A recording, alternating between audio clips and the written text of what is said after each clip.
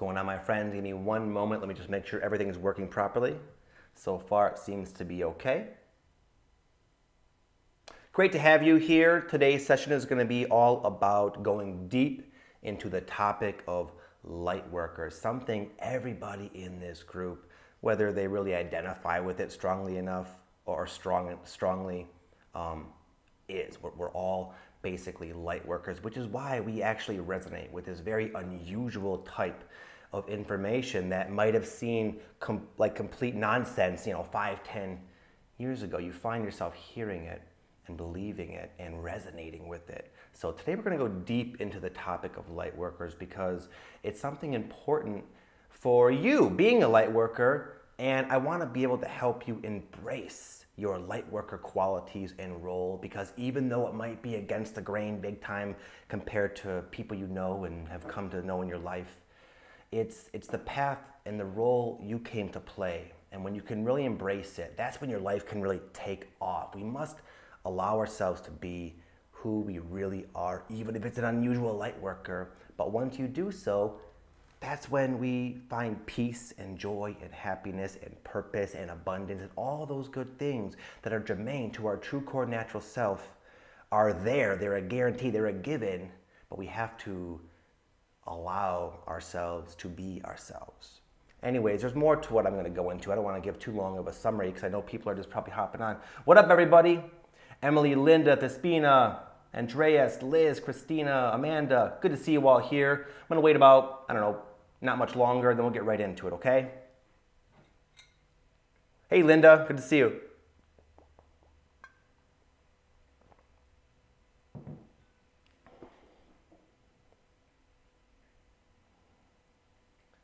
All right. Why don't you tell us how you really feel, Andreas? Thank you. Okay, guys, we're going to chill for about, 10, 15 more seconds. Then what I'm going to do is kind of go over the format in case it's your first time here, and then we're going to tune in together, kind of come into our center. I know I had a very busy morning. This is the first time in a while I've done this live cast at 9 a.m., and I didn't organize my schedule much, so I was kind of racing around. So it'll be nice for us all to tune in and focus ourselves, being that we are here, so we can benefit the most. And then I'll get into the lecture, the lesson, however you want to look at it. And then beyond that, I'll open it up to questions and dialogue. I have some people that pre-submitted them. I'll go over them as well as answer anything you guys have to say for yourselves as well. Okay, it's wonderful to be here. Thank you guys for all showing up. Every person here adds to the energy and potency, I believe anyway, of the live sessions. Going on, Rachel, all the way from the UK. Thanks for tuning in. Okay, let's do this, guys. So the way this is going to work is in a moment, I'm going to tune us in, and then we'll get right into the session. Okay, today's session is all about going deep into the topic of light workers. Everyone here, everyone in this group is a light worker. I know you might not like labels. I don't like labels either, but I'm getting ahead of myself. We'll get into that in a moment. Let's tune in, okay? I have a very exciting session today. I did not plan this. It sort of hit me like a wave of inspiration earlier this week, and it was like I sort of had a knowing that it was going to be an ideal time to talk about this, okay? So we'll see how it goes. Let's all relax a moment and take a nice, deep, conscious breath. Inhale through your nose, drawing it deep into your belly, and then exhale, letting it all go, letting it all hang out, letting it all release. Now what I want you to do, I want you to imagine that as you inhale, you're drawing in source, God, divine, heavenly energy into your physical vessel. You're filling up on the vitality of spirit, and as you exhale, you let go of tension, anxiety, uptightness, nerves, worry, concern, frustration, agitation. You're letting it all go and replacing it with another inhale of your own divine energy that is always there in unlimited and infinite quantity. letting go of all the negativity of yesterday, whatever's troubling your mind today. There's probably things on your agenda. Some of them you might not want to do, but let it all go for now. Come into your space. This is your space, your time, your moment. You choose what you allow in it by what you focus upon. And we're focusing on breathing in divine energy and letting out negativity in great amounts, feeling light. Now I want you to inhale that same beautiful, vibrant, amazing energy. And as you exhale, fall in to your own center. Find that still, quiet space within the center of your chest. There might be some tension and emotions there. Go deeper. Sink deep into your own quiet abyss of stillness. Another deep, powerful, confident, deep inhale. Finding your center. Now we're going to open up. We're going to open way up. We're going to open way up to the other realms, the other dimensions of your consciousness that you are connected to when you choose to acknowledge it. I want you to take one final deep inhale. And as you exhale, allow your awareness, your point of awareness to expand and get really, really, really big, really, really, really wide, way outside the confines of your local body, which does not define or confine you, way outside the walls you're sitting in, way outside of the city you find yourself dwelling in, and into space, into the ethers, into the other dimensions. Now they're all tapped and wired in. Let's get down to business, all right?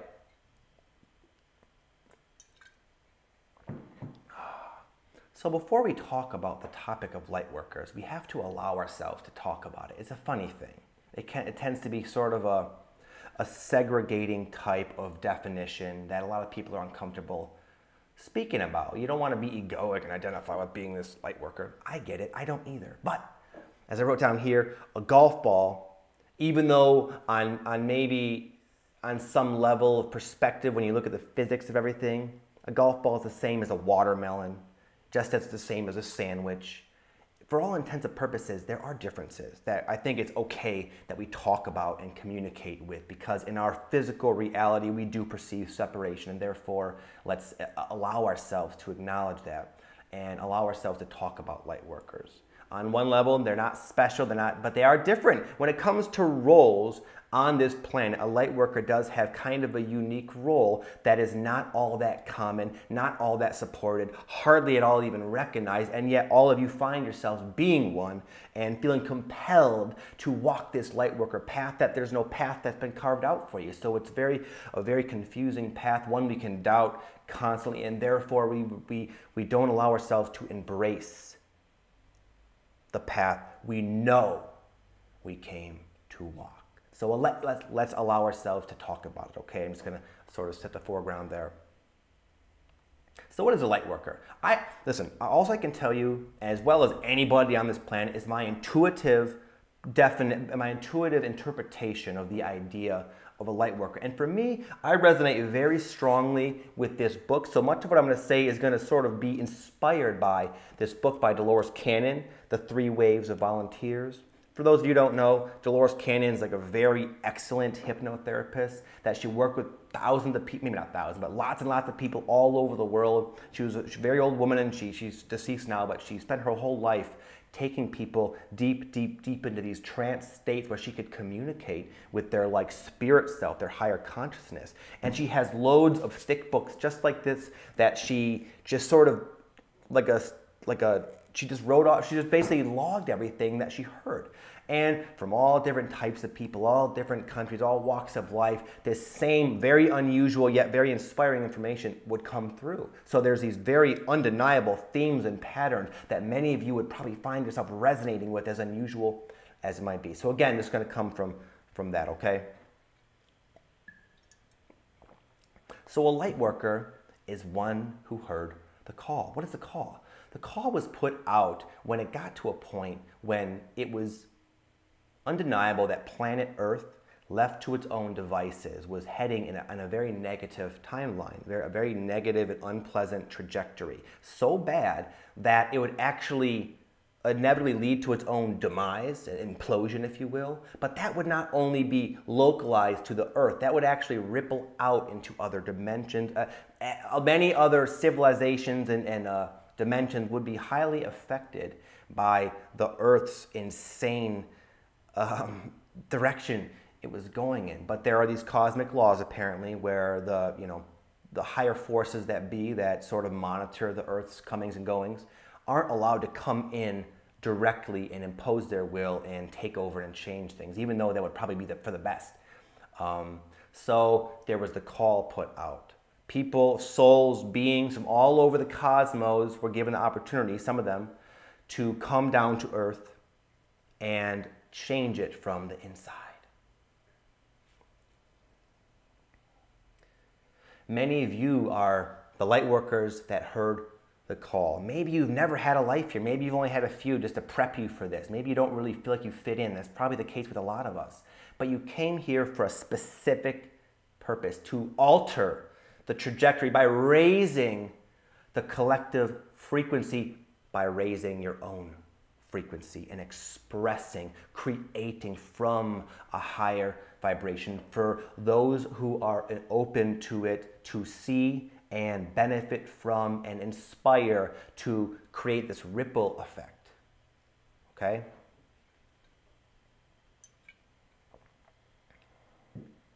So I'm going to get into the 3 different types of light workers. Again, this is just for conversation's sake, and it can really help people feel more in alignment with their own unique facet of the light worker role. This is not me attempting to truly say, I'm an authority on light workers and there's 3 types. It's not like that, but it can be very helpful sometimes for niching you onto your ideal path that you resonate with. So I'll go over these 3 different types. Again, it's sort of based off this book. Number 1 is they're indigos, they're first wavers, they're system busters. A lot of you have come in here and you have a strong repulsion and uncomfortability with the negativity on the planet. And it's usually with something specific. We spoke to someone a few sessions ago that can't live with herself because the water, the oceans are so polluted, and people are sort of like neglecting the homeostasis of the ocean big time.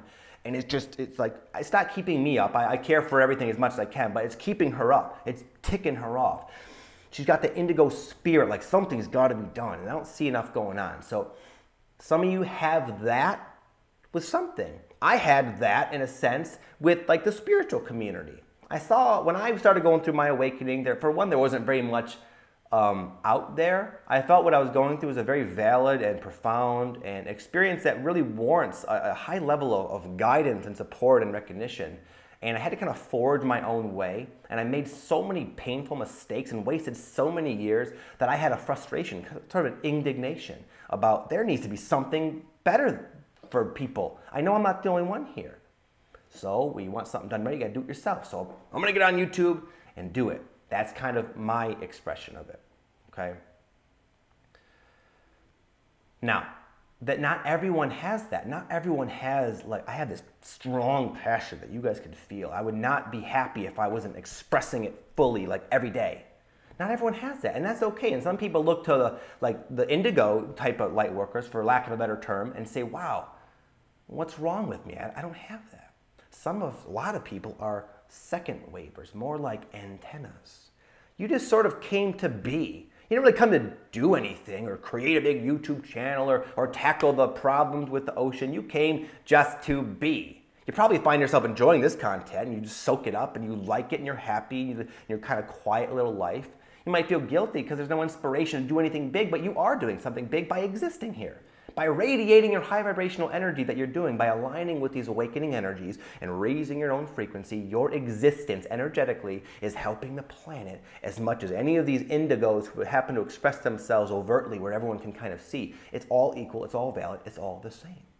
So maybe you just came to work on yourself, to live your life, your quiet life.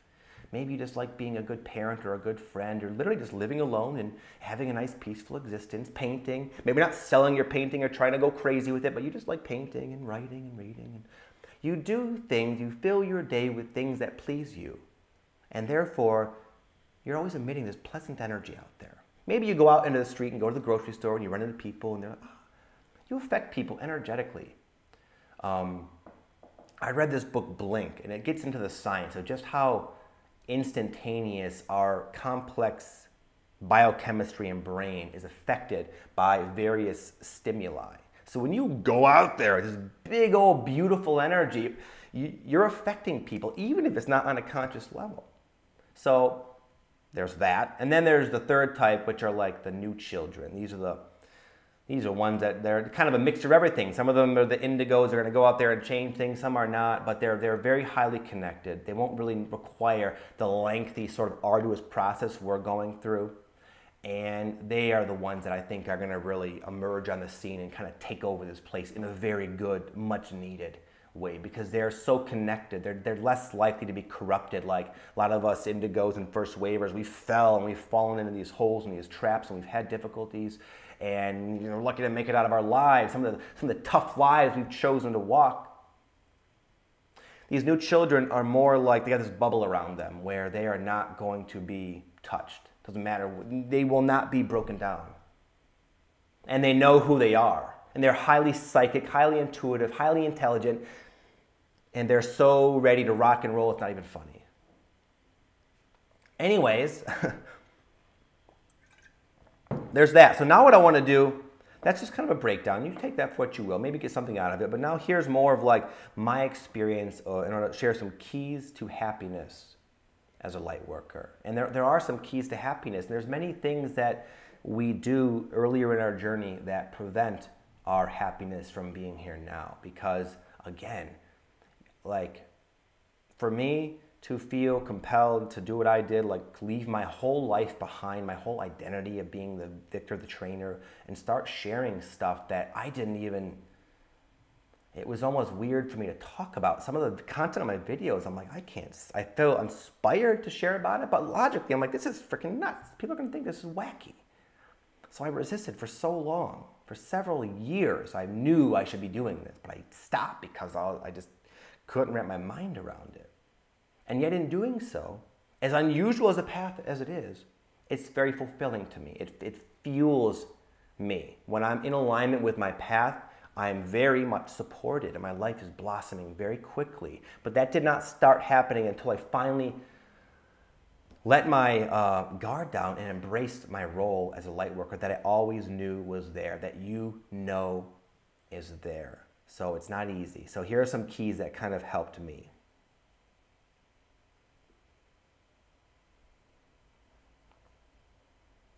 In some way, you will need to find a way to spread light.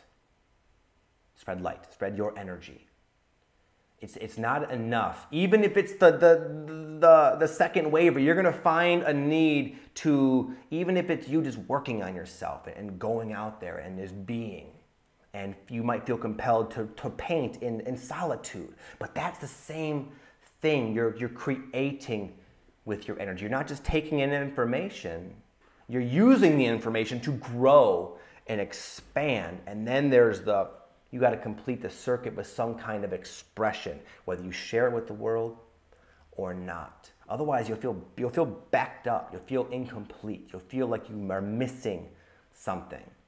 And it's not always easy in the beginning to find your ideal outlet that you really feel completes and fuels you.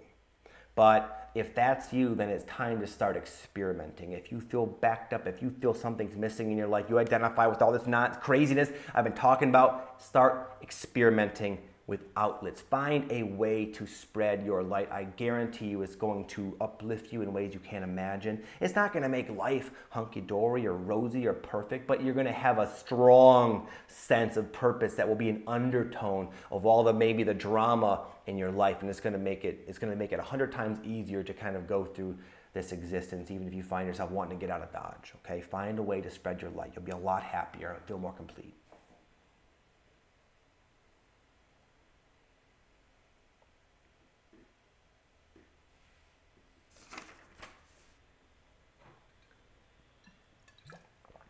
You also have to follow your intuition. You have to follow it Act upon it.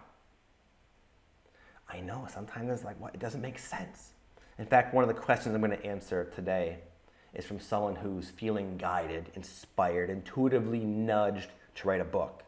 But she's like, I don't have any writing skill. I don't know even what to write about. But I have this, something's telling me to write a book. You got to write that book. I'm going to go into your question in a little bit here. But when you have that, you have to follow it. You have to pursue it. And it's not always what you think it is. Maybe, for example, for this person, she's being inspired to maybe to write a book so she can realize, I don't want to write a book, but I tried.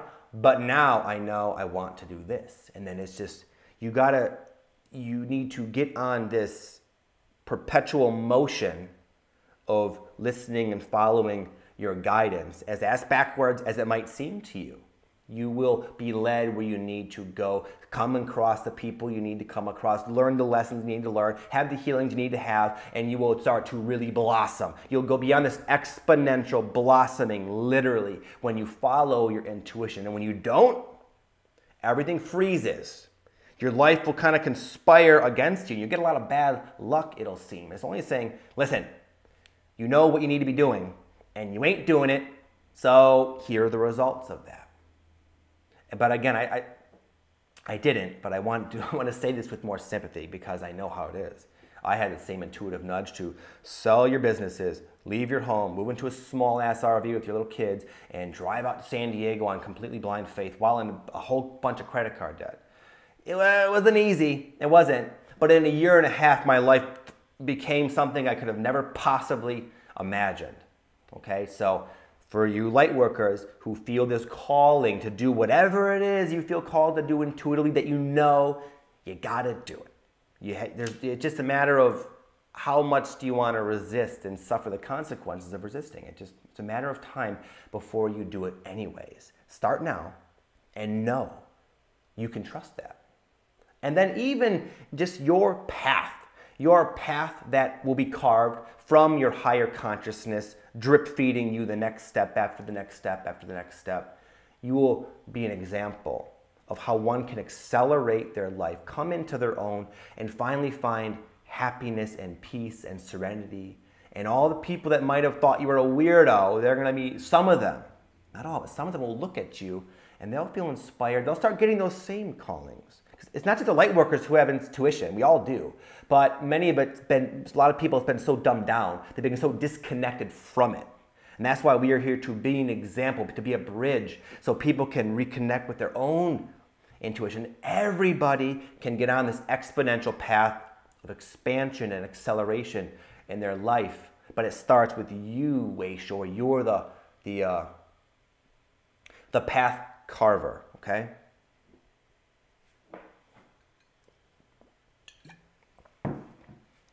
I'm going to give you guys some final tips here now from the trenches, okay? This is something some of you aren't going to want to hear, but I can just say you could take it for what you will. It's helped me, and some of these things I'm going to say were hard for me, but in doing them, they helped me a lot. One of them is to learn the earth skills. A lot of us like to read books like this. I do too. I don't have them all here in Las Vegas, but I have boxes, maybe 100 books like this. I've devoured, I don't know how many hundreds of hours or more on YouTube.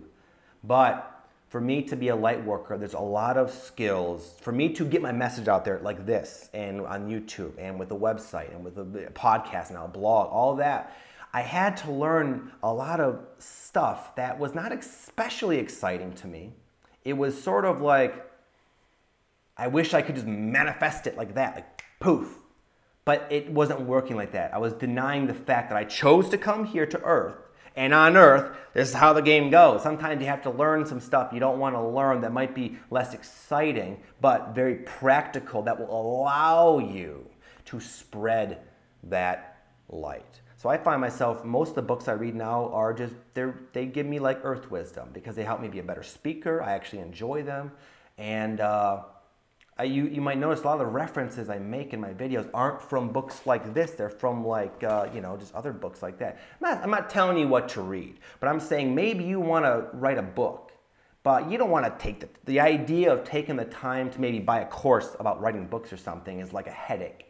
I'm saying do that because you'll be kind of supported as you do it, even though it might have its headaches as you learn. It's going to be a necessary step for you to really get into the flow. Now that I've learned all these techie things and I'm not at all a tech guy, yet I can build websites and go live, all these things, now that I can do it, it's easy. It's like learning to brush my teeth probably wasn't exciting, but now I can do it without thinking. So my point is, don't let the notion that every little step of the way must be extremely joyful because you'll find yourself not moving very quickly.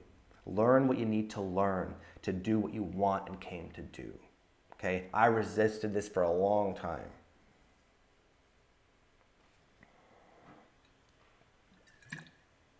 Know that it's your job to figure it all out. Maybe we'll go back to the analogy of I don't like how the oceans are. I don't like how they're being mistreated by mankind or humankind, and it ticks me off. Fine. You need to find a way. How do you do that? I had this idea. There needs to be something more on, more information for people going through the craziness that I'm going through. There needs to be some support and some guidance and some like sages out there saying, hey, this is how it's going to be. This is what you got to do, man. It's okay. But we're supported, but not that much. Not nearly as much as we'd like to be because it's also our challenge, our soul's desire to see, hey, let's see if I can come in here, have this little subtle intuition, and what am I going to do with it? So a lot of times it's our job to forage our own way, to experiment, to get our hands dirty, and to just try stuff and figure it out. There have been so many highs and lows and ups and downs. I can't even explain to you how windy the road was for me going from faint intuition to what I have now, a creation, an expression of it. But there's so much joy and satisfaction and growth that comes along the way. And again, we almost are like testing ourselves. You have an intuition about the ocean, get creative. Brainstorm. What could you do? What could you do that'll make some kind of impact? Once you start doing that and sort of take ownership of your role, then the support will come in, the inspired ideas, and then it sort of like takes on a life of its own. But we have to kind of get the ball rolling first. But once you get it rolling, good luck keeping up with it.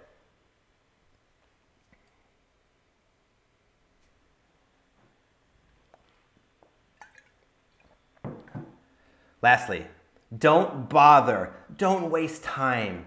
Don't drive yourself bananas comparing yourself to your friends, your coworkers, your family, your relatives, the people in your neighborhood, the people in your city, anyone you know pretty much. Don't do it. Just don't, because it's not going to serve you. Because your role is, what we're doing here, it's not going to be understood by 99% of the people on this planet, probably even a higher percentage than that. And yet, if you don't embrace it, you're not going to be happy. But what we do is we sort of try to do both. I want to embrace this.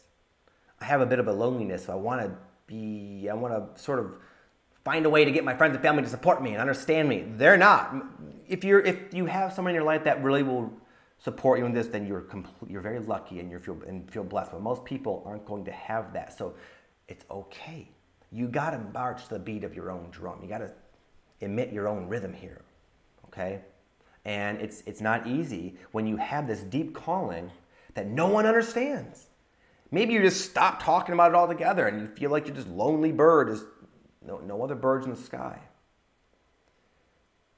That's the case. That's the reality. But it doesn't matter. You'll be happy anyway.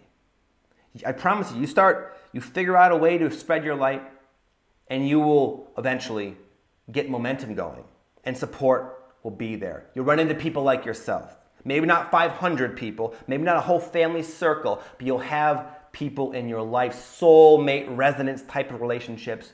But it all starts with you beginning this journey and heeding the call that's always been there.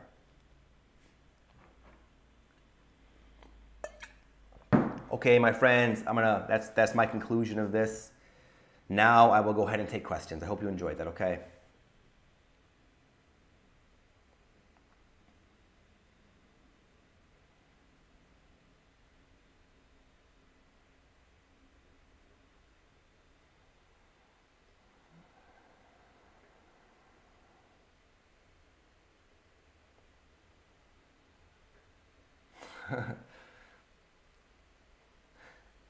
I'm not taking on any more people, Andrea. Sorry, I can't adopt you.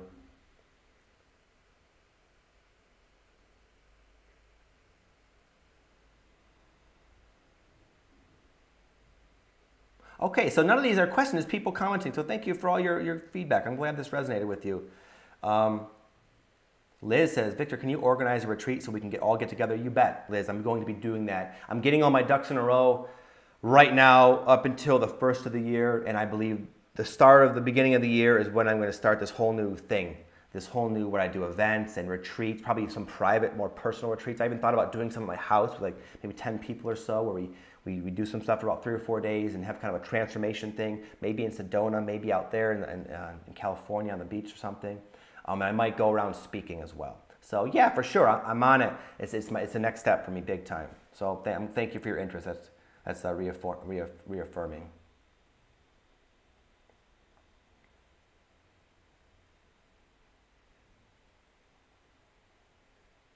Andrea says, how do you clear stuck energy? Well, that really just depends, my friend. It depends on why it's stuck. A lot of times we have stuck energy, we have issues, we have things troubling us emotionally, and then because it's uncomfortable, we aim to clear it. We say, well, how do I clear it? How do I heal it? How do I release it? A lot of times the best thing you can do to clear it is to allow it, to embrace it, to literally lock the door, lay on your bed, and let yourself feel that which you want to clear intensely, completely. Let it overtake you. And that's how it can lift a lot of the times. Now, if you're talking about like spot cleaning, spot checking, just a little bit of negative residue you pick up throughout the day, there's many simple ways. Sage, Palo Santo. I usually will use this stuff called Florida water. You can get it on Amazon. The shamans use it. Just kind of put it on myself a little bit. Many simple ways. You can look that up, but I suspect the origin of your question would be best. I think my first answer would be more helpful to you if you can let yourself do that.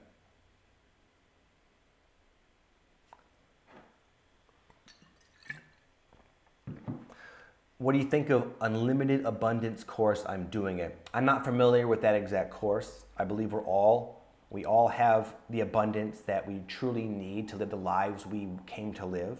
Some of us don't need $10 million to be truly abundant. Abundant is a word that transcends only finances. It's just being able to do what you need and want to do when you need and want to do it.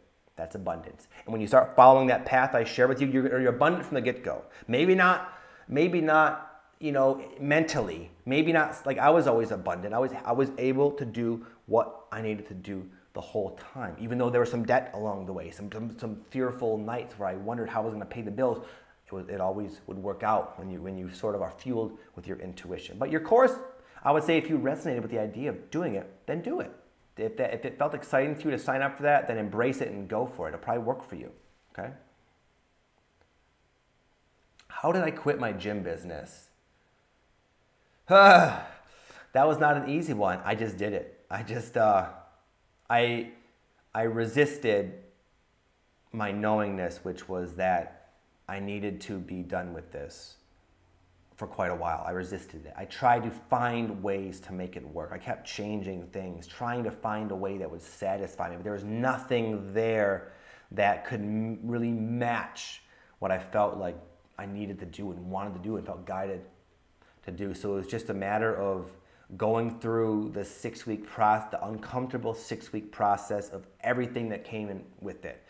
Started with telling my business partner I'm quitting Marv, and he was devastated because he really put a lot of energy into it, and that guilt kept me around a long time. Then I was telling the clients, and then I was selling all the equipment, and then it was just all the paperwork. It was a mess. It was a very uncomfortable transition that did happen to go smoothly. And when it was all said and done, you know what happened? The last day, I finally locked the door. I didn't lock it. I left it open and left the keys because I was done. I let the landlord come and grab it. I sat into my car and I heard my song. The song that always comes on for me at random times at big moments of my life. November Rain by Guns N' Roses. I heard that when I met my wife Patty, when I drove her home the first time.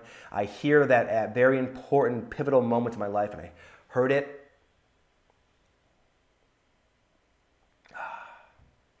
And even though things were up in the air, it was so comforting, so like, yes, I knew it was the right decision. But yeah, I just did it, man. It's like a Band-Aid.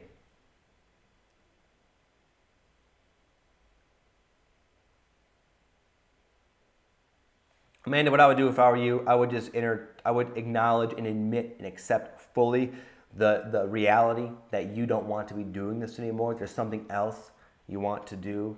Rather than what I did, I kind of denied it. I tried to, just like a lot of people, try to extract the camaraderie and companionship and understanding from people they know they're not going to get it from. I was doing that with the gym. I knew what I wanted was not going to happen there, but I like denied it. And I would try to organize things, sort of knowing in the back of my mind it wasn't going to work. So what you need to do is just accept it. Accept, I don't want this, I want this. And it doesn't imply you have to quit right now, but when you finally accept it and say, okay, universe, I'm ready, then the ideas will come, only when you accept it fully. And for you, it might be quit right away. It might be have a year plan as you wean out. That'll be determined by you, but it'll be like laid out for you to an extent.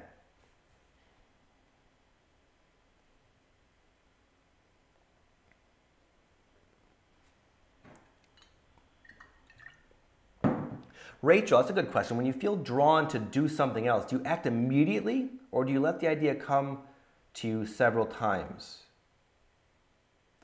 That's going to depend on you. In the beginning, I waited for the idea to come to me 100 times before I did anything because I wasn't comfortable trusting my intuition. Now it's more immediate.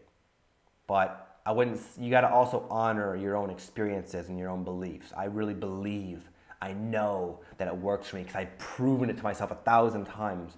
But in the beginning, if I would have done that, it would have been just too stressful, probably. So maybe I would have had to hear it several times before I really felt confident. An example is, as many of you know, I moved out to San Diego not too long ago, and here I'm in Las Vegas, and I was so like sold on living in San Diego, and then it took one visit to Las Vegas to see my buddy Aaron Dowdy, and in the first day, my wife and I knew we were going to move here. And about less than a month later, like a few weeks later, just like that, we were here. We didn't know exactly why. We had our suspicions. It really conflicted with what we thought we were going to be doing, but my intuition is stronger now and more clear, and I've come to trust it that we did. We just dropped everything. And people are like, what? You were just talking about San Diego, now you're in Las Vegas? But it's been so many reasons why that was a wise choice that I didn't see beforehand have been revealing themselves to me, saying, yeah, yet again, another good choice, Vic. So you just have to honor where you're at, okay? You just have to kind of go with your own instincts with this one.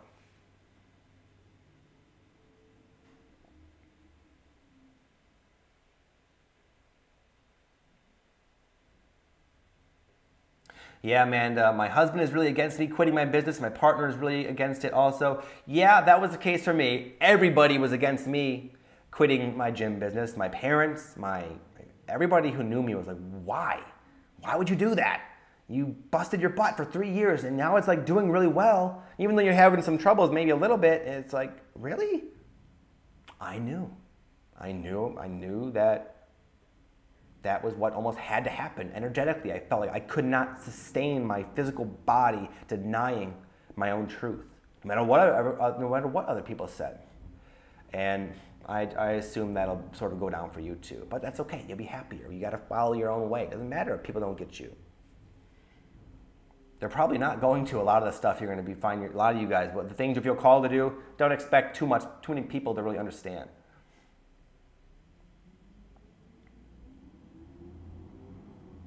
Andreas, what do I think of the event?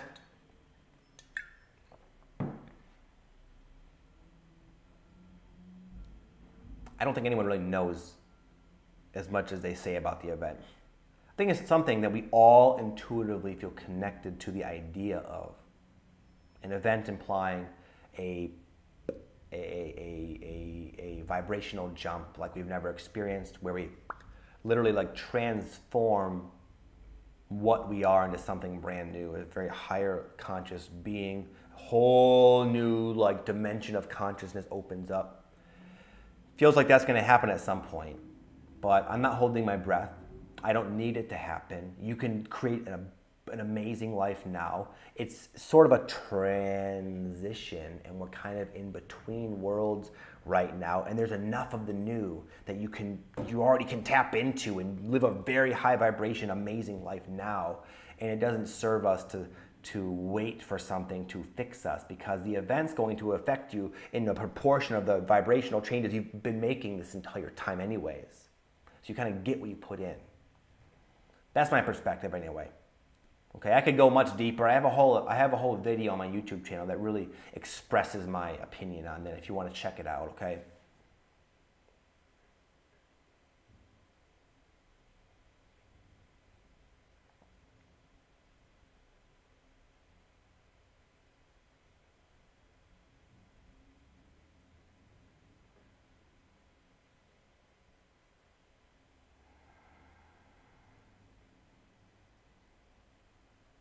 Rachel, get that book out.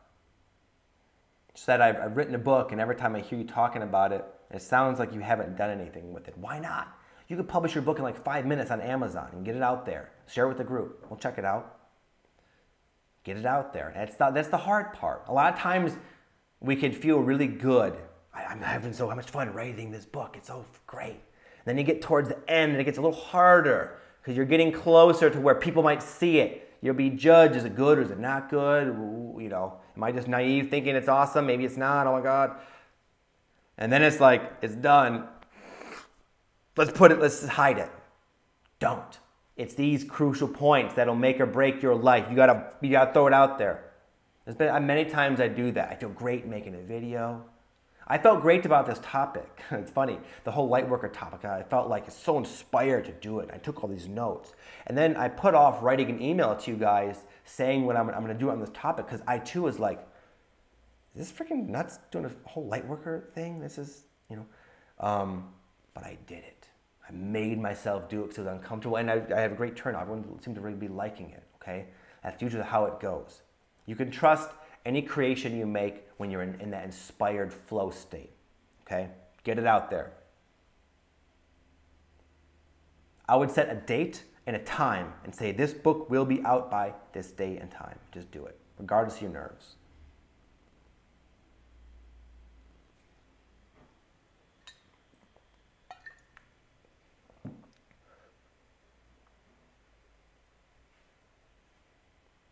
Emily says, I know I shouldn't compare myself. You're right, so don't.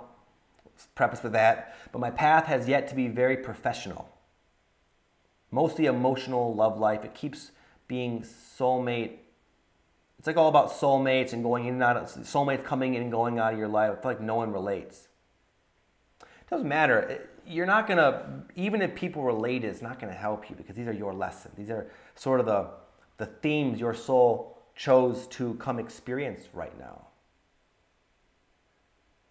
Sort of me, like look at me. Like, I'm fortunate. I have a friend named Aaron Dowdy who's on YouTube, and we've really clicked, but I don't really know many people in my actual life who are YouTubers and do what I do. So in a sense, what I'm doing is very unconventional. I can't relate with my family and my friends. They don't really, it's hard, but it's my path, and I'm embracing it, and it's enough in and of itself. Okay?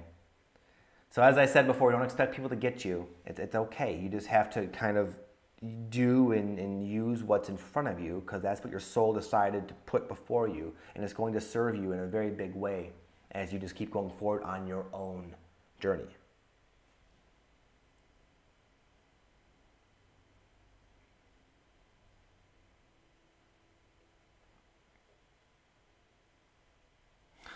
Andreas, I can't, man. I'm not like that psychic. Any general tips for my life? I'm 18. I just moved to Miami from Greece for college. Really don't want to go to college, but I love Miami. You just do the next right thing, dude. You just do the next right thing, the next obvious thing. The next step on your path will always be illuminated with your intuition, but nothing before. Okay? You got to follow your path here. I can't give you any sort of like general sort of tips right now, unfortunately, except to say that. The more you can choose to trust your instincts, the faster your life will blossom.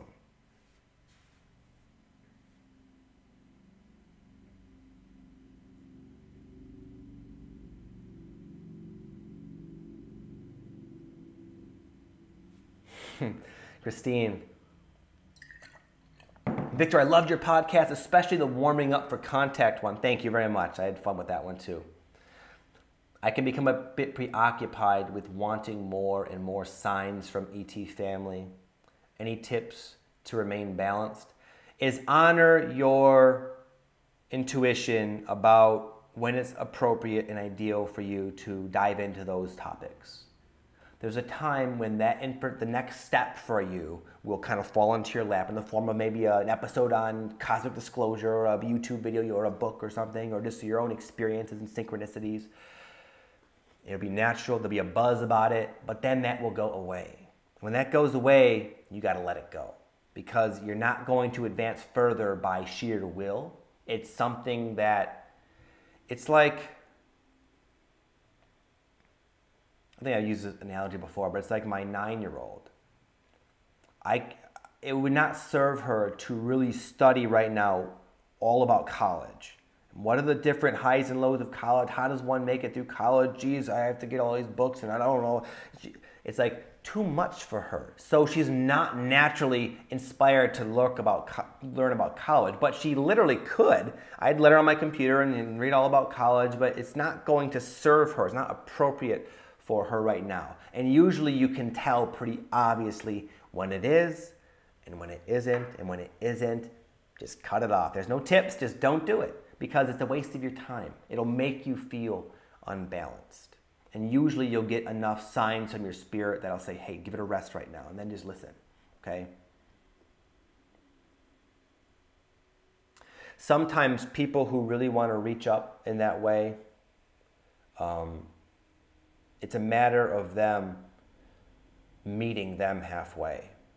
So is there anything in your life, I don't feel this is right for you. I feel like you just need to put it down personally, but I've worked with some people who want the signs, want to go further, but they're not raising themselves. Maybe they still have all these bad toxic habits, or they're like neglecting these issues of their life. That's what you need to kind of clean up, and then you can raise and experience more signs. I don't feel that with you though. I feel like you just need to kind of chill out, and you know that, okay?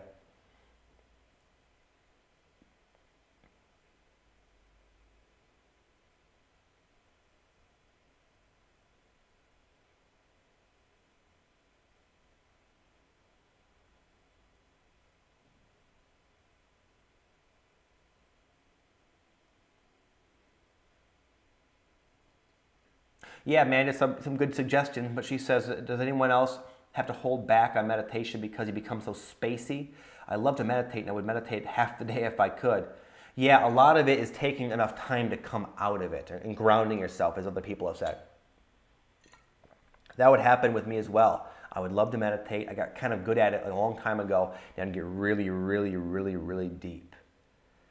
And then I remember this one time I did that. I meditated real deeply before going disc golfing with my buddies. And prior to meditation, I felt good. I felt ready to go and energized. After the meditation, I felt very foggy and disconnected and kind of lost in the abstract. And that was when I realized I need to take more time coming out of it. It's like going into a deep sleep. If your alarm jolts you awake and you got stuff to do, you're gonna feel that sluggishness all day. So what I would do is, when I would come out of it, I would slowly stop with the technique and just sit there for a minute.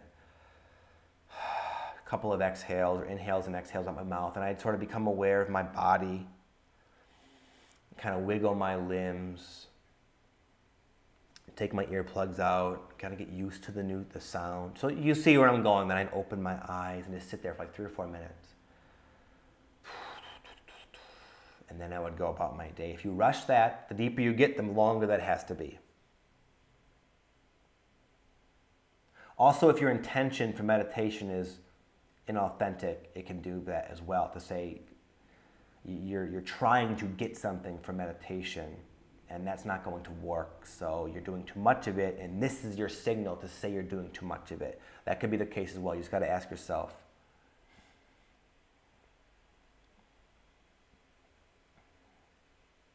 Okay, there's a break here. I'm going to go into some of these questions here.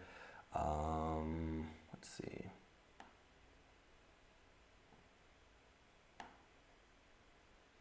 Someone asked, how long is the hermit phase? How long was mine? For those of you who don't know, the hermit phase is something where you feel it's a time in your life where you feel like you isolate yourself quite a bit, very physically symptomatic. You feel like you want to do something and you have this purpose, but you don't know what it is, but you feel kind of guided to like do nothing, and it drives you bananas. You're hermiting out. You're becoming sort of desensitized, or like you're becoming where going out there into the world is like, it feels heavy and like you don't want to do it. A lot of times we'll find our life will unfold, we're not even working, even though we need to. It can be kind of a tricky spot, but it's your soul putting you where you need to be to undergo this energetic shift and transformation that'll be necessary for you when you do go and emerge out of the hermit phase. That's what it is. How long does it last? That depends on you. Mine lasted quite a while because I denied it. I would try to make myself do stuff. It was a great time and a necessary time for the type A Victor to do nothing and learn to just be. I would do that for about 8 seconds, and I'd go back to doing. Okay, so the more being you can do, the faster it will go. And you'll know when it's time to move on, and it's different for everybody, okay? But it took me, I would say, a couple years. We're all different.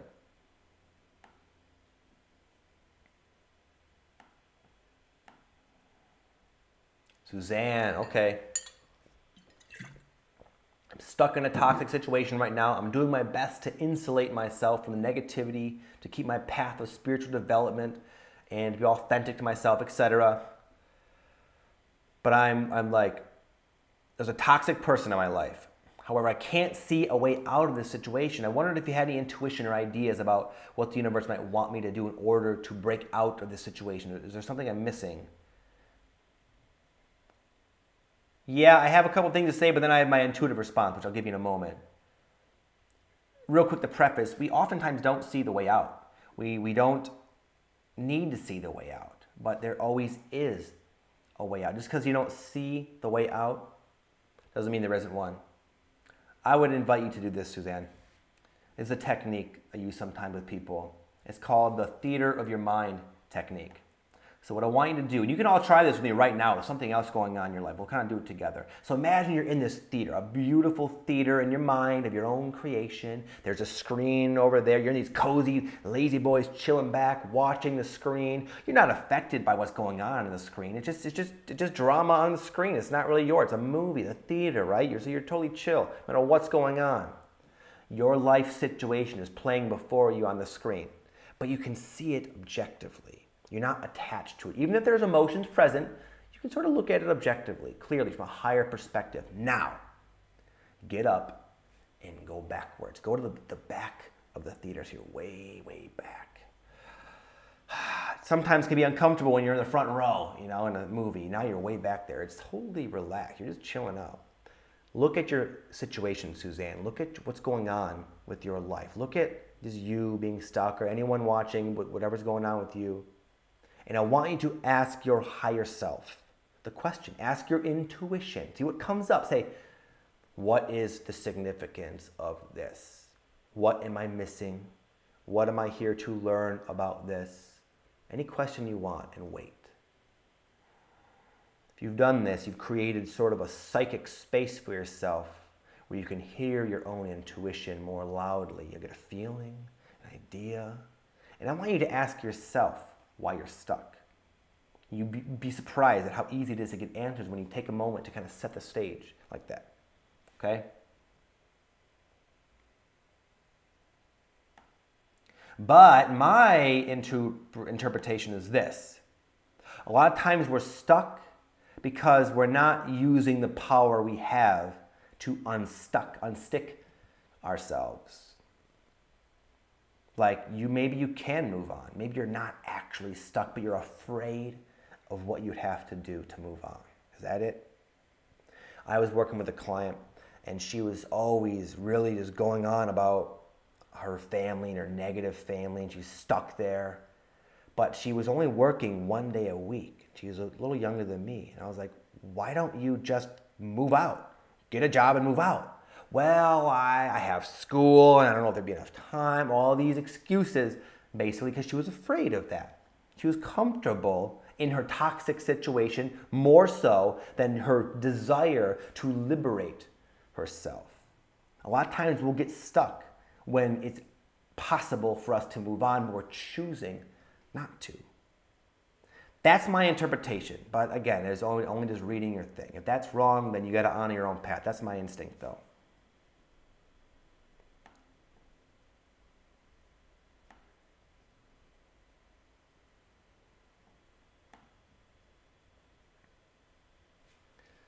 Kelly.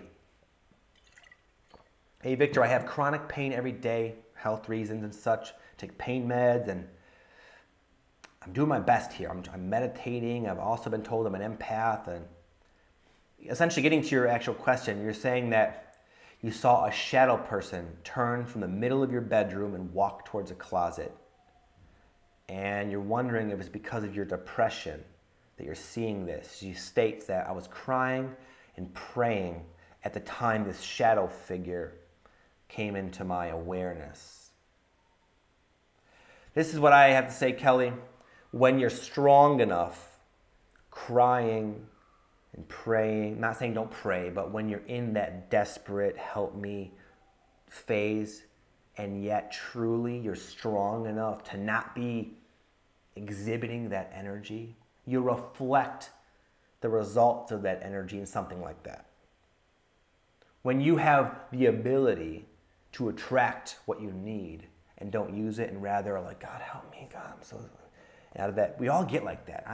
Listen, I've been desperate before a million times, but there comes a point where that energy state just does not produce for you because you're above it. You're elevated to where you don't need to do that anymore. It might have worked in the past, but now it's not going to. And you reflect that to yourself with, a shadow person, for maybe it's something else, a bird flying into the window and scaring the crap out of you. It could be anything. But here's what I would say. Is stop doing that. Look at your issues, which I sympathize with. I don't know what it's like to have chronic pain. I've been in excruciating pain a few times in my life. I know it's not easy, but so I take this with a grain of salt. But what helps me is when I look at my issues, as insurmountable as they might be, as hopeless they may be, and I look at them with more of like a knowing of my power to influence my experience, and I request and demand and expect guidance from my intuition, I get it. Okay? So stop being desperate, start expecting. Okay? And the shadow, if that was what it was, like an apparition to reflect that state for you, it'll go away. And even if it doesn't, it can't hurt you anyway. You're way more powerful than any non-physical passerby in your awareness.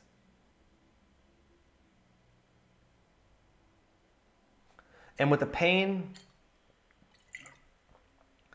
this might not work with the pain, but I know this is sort of more of a tip for anybody who's sort of feeling bogged down by negativity in their life. It can really help to know how much of an influence of your focus that you actually have. And I'll give this analogy that I heard just the other day in a Tony Robbins audio tape I got. It was perfect. He talks about, imagine a big party. There's a big party, maybe 100 people. And within that party, there's some people having a good time and dancing and drinking and partying. Some people are sitting there all sullen or something. They're on their phones or bored. Other people are in a serious conversation. People are in the pool. Of course, many things going on at a party, but there's a camera in the upper corner looking at one little, limited perspective of that party. And if you're at the party and looking through the camera, you wouldn't really have all that much of an idea of what the heck's going on because you're just so limited in your scope. And then imagine you're with that camera and you zoom in. You're looking at the freaking grain on the floor and you're trying to assess your life scenario. Zoom out, chuck the camera against the wall and open your eyes to everything in your life. You can change your focus and change your energy state and therefore change your experience. Easier said than done. I know it takes practice, but try it.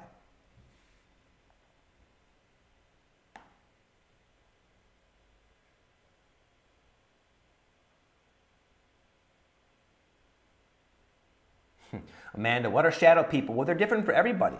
A lot of what we see as spirit guides are more like our consciousness's interpretation rather than what they actually look like. Something that will be relevant and make sense to us. For Kelly, the shadow people might have been scary to her. Not that it was actually a scary entity, but just a reflection of her fear. Some people who are like, they have like the medium abilities, and it could be your guides. It could just be your interpretation of a spirit guide, but it doesn't scare you. To you, it's like, a shadow person. I sense the presence. They seem fairly cool and benevolent. So it'll be different for everybody. There aren't just these literal shadow people walking around. It's more of just your own interpretation of the stimuli in your existence, in your life, in your experience.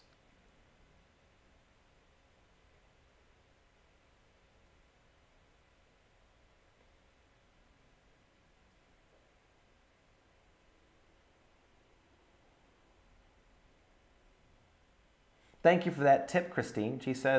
Christine says she uses the Mother Earth to absorb some of her pain. That's a beautiful way to focus and utilize your ability to sort of channel the energy. And I'm glad to hear that that's helping. Cool.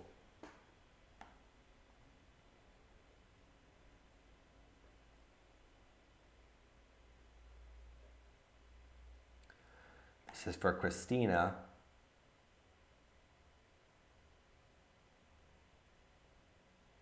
Another question about the book. I hope everyone's having a great Tuesday. Was wondering if anyone here has written a book or thought about it.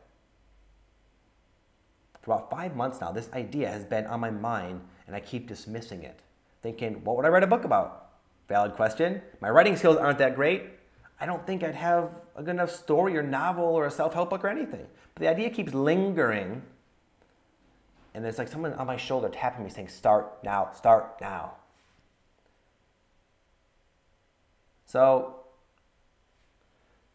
my initial response to reading that was, have the courage to start writing, and the book will write itself.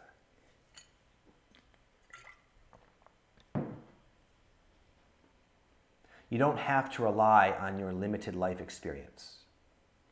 Every journey here on planet Earth, from the right perspective, is abundant with value and lessons and excitement and challenges, and it's an amazing story. It's how you tell the story. A lot of people say I'm pretty good at telling stories. A lot of my stories aren't, I was facing the bears in the woods with my knife, and it was like, it's just how you tell the story. And when you start to heed the call of your intuition, which it sounds like to write the book, you might be amazed at what comes through you onto those pages. And you'll learn that you don't need to rely on your limited writing skills or anything like that. You can rely on the downloads that are asking you to channel this book. Okay? Just start writing whatever you think would be a great place to start. It'll likely change form a little bit in the beginning until you tap into that force that wants to come through you. Okay? Just start writing the book. Otherwise, it's going to keep gnawing at you. You'll feel like there's something missing. You'll feel like it's something you got to do. Okay? Or you know what? A lot of times it's just planting a seed. Just sometimes you get the idea to write a book, to plant a seed. Like I had the notion of writing a book a long time ago, well before it was like reasonable for me to write a book. I'm going to be doing it soon, several years later.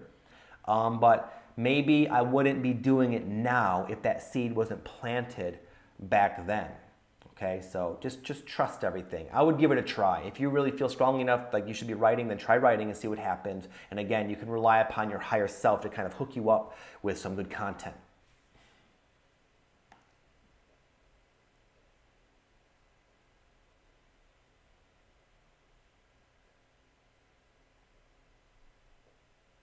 All right, last question. Andreas, do I know what happens when we die? Nope. But I'm excited about it. Quite honestly, I've done a lot of research on near-death experiences. That was one of the first types of information I came across when I was sort of expanding my mind about, what's possible. I would just do some research on that. Go to I think it's neardeath.net or neardeath.com. A lot of really awesome, extremely hopeful and exciting stories of many people who have had they've crossed over and come back to tell about it. But so that's what I got to say, man. Cool. Okay, listen, it's been fun, my friends. I thank you for showing up. I'm glad that you guys had a good time. If you guys haven't heard, I do have a podcast available now. You can just go to, if you're on my email list, you've probably heard about it, been following me on YouTube. It's just called the Awakened Life Podcast. It's with myself and also my wife. They're kind of candid conversation about the podcast. There's 3 episodes up right now on iTunes. You can also see them on my website as well. Thanks, guys. I had fun with this one. I wish you all well on your path. I wish you the courage to follow your intuition, and I know it will lead you into a very awesome situation. Okay? It always does. It always will. All right? Namaste.